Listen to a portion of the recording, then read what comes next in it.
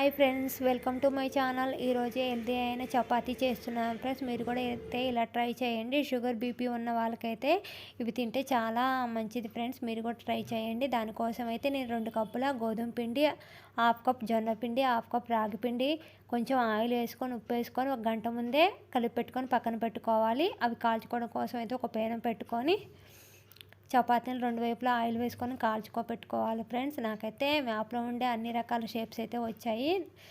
First చేసిన చపాతీ అయితే Telangana shape friends.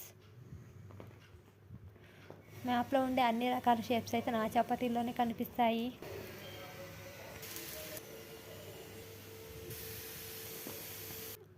Chapati combination అయితే ఎగ్ కర్రీ చేశాను. నిజంగా చాలా టేస్టీగా ఉన్నది. టేస్టీ అనే కాదు, నిజంగా ఇవి హెల్త్కి చాలా మంచిది.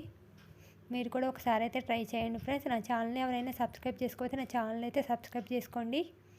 అలాగే షేర్ చేయండి ఫ్రెండ్స్.